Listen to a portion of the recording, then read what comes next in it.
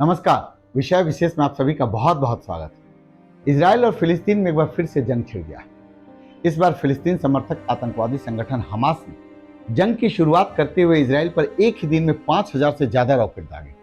यही नहीं, हमास के सैकड़ों लड़ाके इजराइल के कई क्षेत्रों में घुस आए और सेना के कई जवानों सहित अनेक इजरायली नागरिकों को बंधक भी बना लिया। हमास के इस हमले में सैकड़ों इजरायली नागरिकों की जान चली गई। हमास ने अपने इस आतंकी अभियान को अल अक्सा स्टॉर्म नाम दिया।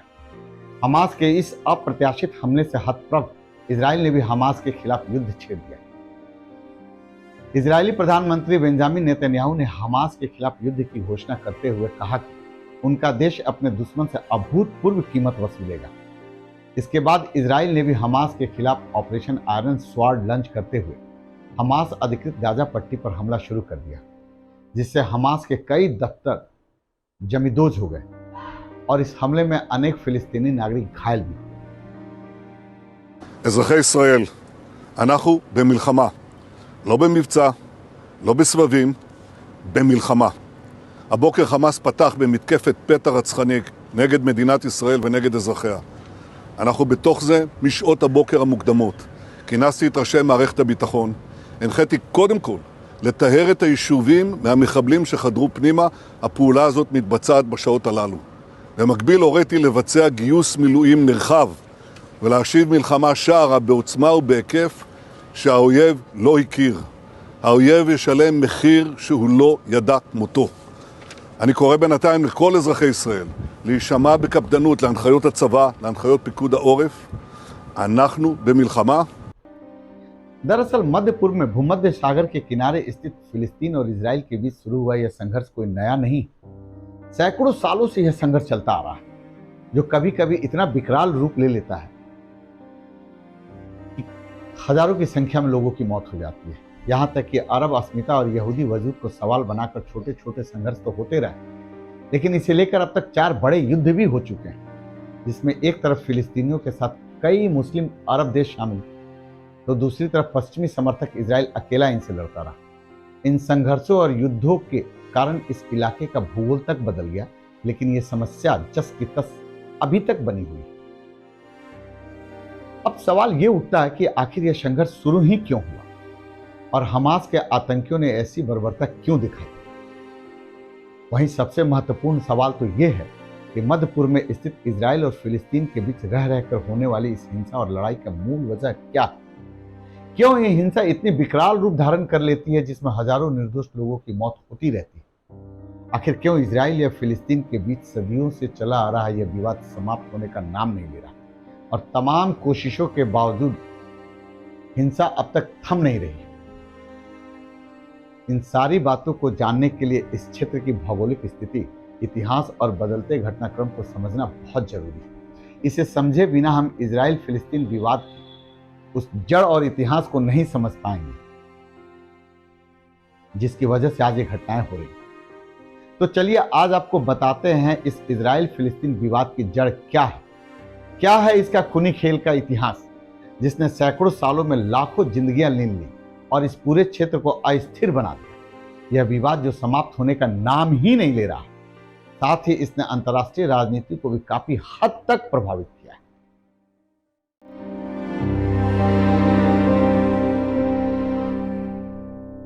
इस विवाद के इतिहास को जानने से पहले जरा इसके वर्तमान भौगोलिक और राजनीतिक स्थिति को समझ लेते हैं, ताकि पूरे परिदृश्य को समझने में आसानी हो।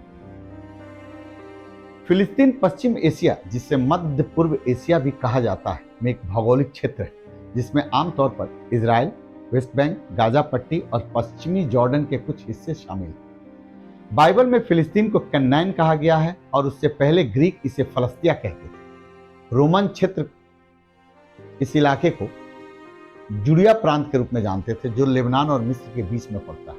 1948 में इजराइल की स्थापना से पहले यह पूरा इलाका फिलिस्तीन कहलाता था, लेकिन बाद में मध्यकाल में ऑटोमन साम्राज्य के अधीन चला गया और उसके बाद ब्रिटिश और फ्रांस ने इसे आपस में बांट लिया। जब 1948 में इजराइल की स्थापना हुई तो फिलिस्तीन का अधिकांश हिस्सा इजराइल में चला गया। हालांकि इजराइल की स्थापना को फिलिस्तीन और उसके चारों ओर स्थित अरब देशों ने मान्यता नहीं दी। लेकिन वर्तमान में इजराइल के पूर्वी और दक्षिणी पश्चिमी हिस्से में दो अलग अलग क्षेत्र मौजूद हैं। पूर्वी हिस्से में वेस्ट बैंक और दक्षिणी पश्चिमी हिस्से में एक पट्टी है जिसे गाजा पट्टी के तौर पर जाना जाता है। वेस्ट बैंक का इलाका 2173 वर्ग मील है, जबकि गाजा पट्टी 140 वर्ग मील में फैला हुआ क्षेत्र है। इस वेस्ट बैंक और गाजा पट्टी को ही आज के दौर में फिलिस्तीन माना जाता है। इसमें भी 2007 से गाजा पट्टी पर इजराइल विरोधी आतंकवादी संगठन हमास का कब्जा है। इस तरह वर्तमान में व्यवहारिक तौर पर फिलिस्तीन का वास्तविक प्रशासनिक नियंत्रण केवल वेस्ट बैंक के 167 द्वीपों और गाजा पट्टी के कुछ आंतरिक भाग पर है और उसका प्रशासनिक केंद्र वर्तमान में रमल्ला में स्थित है। वहीं 1948 में अपनी स्थापना के बाद इजराइल ने 1967 में वेस्ट बैंक और गाजा पट्टी के अधिकांश हिस्सों पर भी कब्जा कर लिया। साथ ही यरूशलेम पर भी अधिकार कर लिया, जिसका फिलिस्तीन लगातार विरोध करता आ रहा है और वेस्ट बैंक और गाजा पट्टी के ज्यादातर उन हिस्सों पर अपना दावा करता है जो इजराइल के कब्जे में है। फिलिस्तीन पूर्वी यरूशलेम को अपनी राजधानी बताता है, जबकि उस पर कब्जा इजराइल का है। पूर्वी यरूशलेम का इलाका भी वेस्ट बैंक में ही स्थित है। इस तरह आज भी फिलिस्तीन के कई इलाकों पर इजराइल का कब्जा बरकरार है। अब बात उस इतिहास की जहां से इन सारी फसाद की जड़ें जुड़ी हुई हैं। दरअसल यहूदी धर्म का इतिहास करीब 3000 साल पुराना है, जिसकी शुरुआत यरूशलेम में हुई थी। वही यरूशलेम जो यहूदी, ईसाई और इस्लाम धर्म की पवित्र जगहों में से एक है। यहूदी धर्म की शुरुआत पैगंबर अब्राहम ने की थी। अब्राहम के पोते का नाम याकूब था, जिसे इजराइल के नाम से भी जाना जाता था। याकूब के 12 बेटे और एक बेटी थी। याकूब के इन 12 बेटों ने 12 यहूदी कबीले बनाए और फिर उनको एकजुट कर एक राज्य बनाया, जिसका नाम याकूब के दूसरे नाम पर इजराइल रखा गया।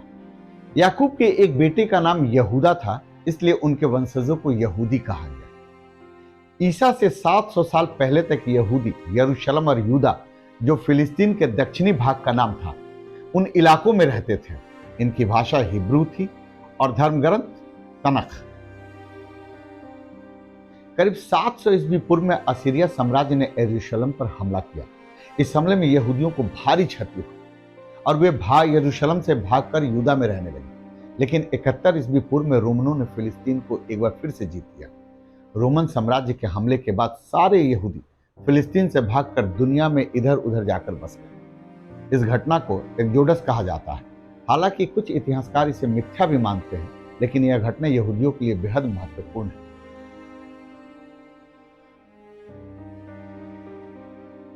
रोमनों ने हमले के दौरान यरूशलेम में स्थित किंग डेविड के मंदिर को तोड़ दिया। आज इस मंदिर की सिर्फ एक दीवार बची है, जिसे यहूदी अपना पवित्र स्थल मानते हैं। इसे ही वेस्टर्न वॉल कहा जाता है। यहूदियों का मानना है कि उनका सबसे प्राचीन मंदिर यहीं था और ईश्वर ने आदि पुरुष एडम को यहीं के मिट्टी से बनाया था और वे उन्हीं एडम के वंशज हैं। वहीं वेस्टर्न वॉल के साथ ही मुस्लिमों की पवित्र अल अक्सा मस्जिद है, जो इस्लाम में मक्का और मदीना के बाद तीसरा सबसे पवित्र स्थल माना जाता है। इस मस्जिद के सामने ही वह सुनहरा गुंबद है, जिसे डोम ऑफ द रॉक कहते हैं। मुस्लिमों का मानना है कि इसी गुंबद पर चढ़कर पैगंबर मोहम्मद जन्नत गए थे। हमास ने इस बार अपने हमले का कारण भी अल अक्सा मस्जिद पर बढ़ते खतरे को बताया है। दरअसल कुछ वक्त पहले ही कुछ यहूदियों ने अल अक्सा मस्जिद परिसर में जाकर प्रार्थना की थी, जिसका फिलिस्तीनियों ने काफी विरोध किया था। हालांकि अल अक्सा मस्जिद का परिसर यहूदियों के लिए भी पूजनीय है। यहूदी इसे टेंपल माउंट कहते हैं, जबकि फिलिस्तीनी इस बात से काफी भड़कते हैं। वहीं ईसाई मान्यताओं के अनुसार यरूशलेम में ही ईसा मसीह ने प्रवचन दिया था और यहीं उन्हें सूली पर चढ़ाया गया था। ईसाइयों का मानना है कि ईसा मसीह फिर आएंगे और यरूशलेम में ही प्रकट होंगे। इस तरह यरूशलेम 3 अलग अलग धर्मों का पवित्र स्थल है और तीनों ही इस पर अपना अपना दावा करते रहे। हालांकि इन दावों के बावजूद वर्तमान में इजराइल फिलिस्तीन विवाद शुद्ध रूप से भौगोलिक यानी अधिक से अधिक इलाकों पर कब्जा जमाना और अरब बनाम यहूदी बनकर रह गया।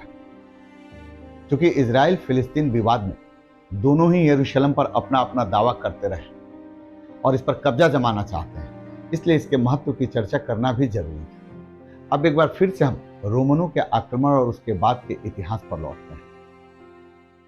हम पहले ही इस बात की चर्चा कर चुके हैं कि 71 ईस्वी पूर्व में रोमनों ने फिलिस्तीन पर कब्जा कर यहूदियों को वहां से भगा दिया। इसके बाद अगले 400-500 सालों तक यह इलाका रोमन वेजेंटाइन साम्राज्य के अधीन रहा।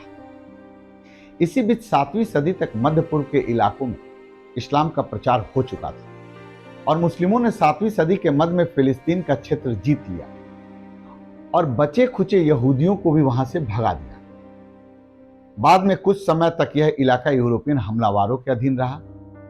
वहीं 1516 में तुर्की ने इस पर कब्जा कर लिया, जो पहले विश्व युद्ध की समाप्ति तक उसके अधीन रहा, जब तक कि यह इलाका ब्रिटेन के अधीन नहीं चला गया। रोमनों और मुस्लिमों के आक्रमण के बाद फलस्तीन से भागे यहूदी 19वीं सदी तक अपने देश से बाहर बिना किसी निश्चित जगह और पहचान के एक जगह से दूसरे जगह तक भटकते रहे और एक प्रकार से निर्वासित जीवन जीने को अभिशप्त रहे। हालांकि ज्यादातर यहूदियों ने इस दौरान यूरोप और अमेरिका को अपना निवास स्थान बनाया। करीब 1300-1400 साल तक अपनी भूमि से दूर भटकते रहने के बाद यहूदियों को अपनी बात कहने का मौका तब मिला जब 1897 में स्विट्जरलैंड के बेसेल में थियोडोर हर्जल ने यहूदियों के लिए एक नया देश या राज्य बनाने के मकसद से वर्ल्ड जियोनिस्ट ऑर्गेनाइजेशन का गठन किया। थियोडोर हर्जल की इजराइल में वही मान्यता है जो भारत में महात्मा गांधी की। वर्ल्ड जियोनिस्ट ऑर्गेनाइजेशन के गठन के बाद से ही यहूदी अपने लिए अलग राज्य की मांग करने लगे, लेकिन जब प्रथम विश्व युद्ध शुरू हुआ तो उन्हें लगा कि अपनी बात मनवाने का यह सबसे मुफीद समय है। इस मौके को देखते हुए यहूदियों ने अलग राज्य की मांग को काफी जोर शोर से उठाना शुरू कर दिया। दरअसल प्रथम विश्व युद्ध तक तुर्की और उसके आसपास के अनेक इलाकों, जिनमें फिलिस्तीन भी शामिल था, उस पर ऑटोमन साम्राज्य का कब्जा था। लेकिन प्रथम विश्व युद्ध के बाद ऑटोमन साम्राज्य का पतन हो गया और अधिकांश अरब प्रायद्वीप पर ब्रिटेन का कब्जा हो गया। इसमें सऊदी अरब, फिलिस्तीन, ईरान, इराक आदि देश शामिल थे। यहूदियों के लिए तब तक अपना कोई देश नहीं था और वे इसकी मांग जोर शोर से कर रहे थे। यहूदियों की इस मांग को देखते हुए प्रथम विश्व युद्ध के दौरान ही 2 नवंबर 1917 को ब्रिटेन और यहूदियों के बीच एक समझौता हुआ, जिसे बालाफोर समझौता के नाम से जाना जाता है। इस समझौते के मुताबिक ब्रिटेन ने यहूदियों को यह आश्वासन दिया कि अगर वह युद्ध में ऑटोमन साम्राज्य को हरा देगा तो फिलिस्तीन के इलाकों में यहूदियों के लिए एक अलग स्वतंत्र देश दिया जाएगा। इसके बाद यहूदियों के आलिया में तेजी आई। आलिया यहूदियों का दूसरे देशों से यरूशलेम की तरफ पलायन करने को कहा जाता है। दरअसल जियोनिस्ट काउंसिल को लगा कि जब ब्रिटेन अपना वादा पूरा करेगा उस वक्त तक फिलिस्तीन में यहूदियों की एक बड़ी आबादी होनी चाहिए और इसी सोच के साथ दुनिया भर में रह रहे यहूदी उन जगहों को छोड़कर फिलिस्तीन में आकर बसने लगे। हालांकि फिलिस्तीन में पहले से ही अरब मुल्क के लोग बस चुके थे और उन्होंने यहूदियों के वापस आने का पुरजोर विरोध किया। उनका मानना था कि वे पहले से ही वहां बसे हुए हैं और वो जगह और जमीन उनकी। इधर ब्रिटेन ने विश्व युद्ध खत्म होने के बाद यहूदियों से किया गया अपना वादा नहीं निभाया। दरअसल ब्रिटेन यहूदियों को बसाने से ज्यादा खुद का निजी लाभ देख रहा था। ब्रिटेन का मकसद यहूदियों को बसाने के बहाने सुएज नहर तक अपनी पहुंच को सुरक्षित करना था। साथ ही वह अरब मुल्क के लोगों और अरब राष्ट्रों को नाराज भी नहीं करना चाह रहा था, क्योंकि सुएज नहर के जरिए ब्रिटेन अपने अफ्रीकी उपनिवेश और एशिया अफ्रीका से होने वाले व्यापार पर अपना एकाधिकार बनाए रखना चाहता था और इसके लिए उसे अरब राष्ट्रों, खासकर मिस्र का सहयोग जरूरी था, जिसके इलाके में सुएज कनाल पड़ता था। इन कारणों से ब्रिटेन ने यहूदियों से किए गए अपने वादे को पूरा नहीं किया और अगले 20 सालों तक इस समझौते पर कोई अमल नहीं किया गया। इसी बीच दूसरा विश्व युद्ध भी शुरू हो गया। दूसरे विश्व युद्ध ने यहूदी इतिहास को हमेशा हमेशा के लिए बदल दिया। दरअसल हिटलर ने 1933 में जर्मनी की सत्ता संभालने के साथ ही यहूदियों का समूल नाश करने में जुट गया। उसने एंटीसेमिटिज्म का सबसे क्रूर रूप दिखाया। करीब 60 लाख यहूदियों को योजनाबद्ध तरीके से हत्या कर दी गई। हिटलर के प्रकोप से बचने के लिए यहूदी जर्मनी छोड़कर अन्य जगहों पर भागने लगे। इनमें ज्यादातर यहूदी अमेरिका जाना चाहते थे, लेकिन अमेरिका ने भी उन्हें अपने यहाँ आने पर एक तरह से पाबंदी लगा दी थी, उनकी संख्या बेहद सीमित कर दी थी। तब जियोनिस्ट लीडर चेम वाइजमैन ने यहूदियों को संबोधित करते हुए कहा था कि उनके पास सिर्फ दो विकल्प, पहला, या तो वह अमेरिका में बस जाएं जहां उनकी अपनी कोई पहचान नहीं होगी, और दूसरा, फिलिस्तीन में जाकर बसना जहां उनकी अपनी पहचान होगी और एक अपना स्वतंत्र देश होगा। वाइजमैन की बातें यहूदियों को घर कर गई और उससे प्रभावित होकर बड़ी संख्या में यहूदी दुनिया भर से फिलिस्तीन पहुंचने लगे और वहां बसने लगे। हालांकि वहां पहले से बसे अरब मूल के लोगों का विरोध जारी रहा और यह विरोध कई बार हिंसक रूप भी ले लेता था, जिसमें यहूदी और फिलिस्तीनी दोनों एक दूसरे पर जानलेवा हमला करने से नहीं चूकते थे। फिलिस्तीन में रह रहे अरब मूल के लोगों का कहना था कि यह पूरा इलाका उनका है और उन्हें फिलिस्तीन नाम से अपना एक स्वतंत्र मुल्क चाहिए। इधर दूसरे विश्व युद्ध के खत्म होने के बाद जब दुनिया भर में यहूदियों के साथ हुए नरसंहार की बात फैली तो पूरी दुनिया की सहानुभूति और संवेदना यहूदियों के साथ थी। इसे देखते हुए 1947 में संयुक्त राष्ट्र ने यहूदियों को अलग राष्ट्र देने की मांग को स्वीकार कर लिया। संयुक्त राष्ट्र ने मतदान के बाद एक प्रस्ताव पारित कर कहा कि फिलिस्तीन के दो हिस्से किए जाएं, एक हिस्सा यहूदियों को और दूसरा हिस्सा मुस्लिमों को दिया जाए। यरूशलेम को एक अंतर्राष्ट्रीय शहर बनाए रखा जाए क्योंकि यहाँ यहूदी, मुस्लिम और ईसाई तीनों धर्मों के तीर्थ स्थल हैं। यहूदियों ने संयुक्त राष्ट्र के इस प्रस्ताव को तो मान लिया, लेकिन फिलिस्तीन के लोगों ने इसे स्वीकार नहीं किया। बहरहाल संयुक्त राष्ट्र के प्रावधान के तहत 1948 में पूरे फिलिस्तीन का 56% भूभाग यहूदियों को दे दिया गया और 14 मई 1948 को यहूदी नेता डेविड बेन गुरियन ने एक नए राष्ट्र के रूप में इजराइल की स्थापना की घोषणा की। अब 56% भूभाग यहूदियों को देने के बाद बाकी बचे 44% भूभाग फिलिस्तीन को दे दिया गया। इस 44% भूभाग में से 22% भूभाग को संयुक्त राष्ट्र ने 1967 में अपने कब्जे में ले लिया।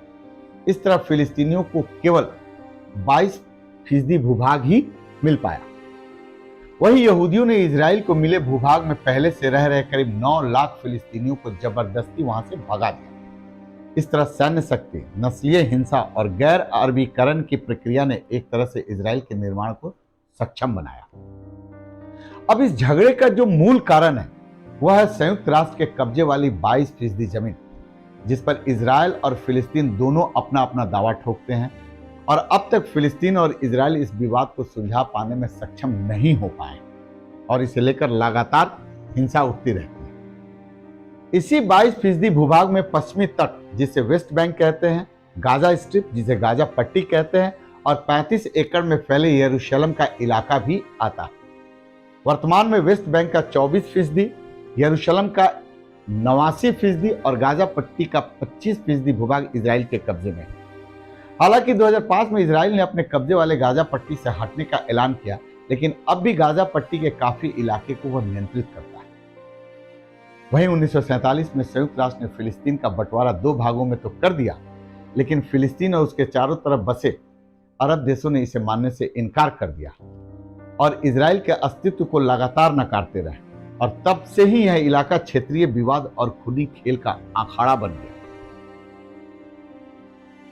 दरअसल 14 मई 1948 को इजराइल की स्थापना की घोषणा होने के 24 घंटे के भीतर ही अरब देश, जिसमें जॉर्डन, मिस्र, सीरिया, इराक आदि शामिल थे, इन सब ने मिलकर इजराइल पर आक्रमण कर दिया।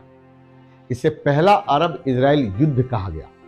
इस युद्ध में जीत तो इजराइल की हुई, लेकिन इसके साथ ही फिलिस्तीनियों के लिए त्रासदी का एक दौर भी शुरू हो गया। करीब 8 लाख फिलिस्तीनियों को भागकर पड़ोसी देशों में शरण लेना पड़ा। इस युद्ध के बाद अरब इजराइल के बीच 3 और युद्ध हुए, 1956 में, 1967 में और 1973 में। इनमें 1967 का 6 डे वार काफी मशहूर है। इस युद्ध में इजराइल ने सीरिया से गोलन हाइट्स, मिस्र से गाजा पट्टी और सिनाई पेनिनसुला और जॉर्डन से वेस्ट बैंक और पूर्वी यरूशलेम छीन लिया। हालांकि 1982 में शांति समझौते के तहत सिनाई पेनिनसुला मिस्र को वापस लौटा दिया, लेकिन इस युद्ध ने इजराइल के क्षेत्र को आकार में 3 गुना बढ़ा दिया। इसके साथ ही उसके महत्व और ताकत को मध्य पूर्व में पूरी तरह से स्थापित भी कर दिया। हालांकि इजराइल और फिलिस्तीन के बीच विवाद और तनाव को कम करने के लिए अंतर्राष्ट्रीय स्तर पर अनेक कोशिशें हुई। इनमें 1978 और 2000 में हुए कैंप डेविड समझौता, 1993 में हुआ ओस्लो शांति समझौता प्रमुख है।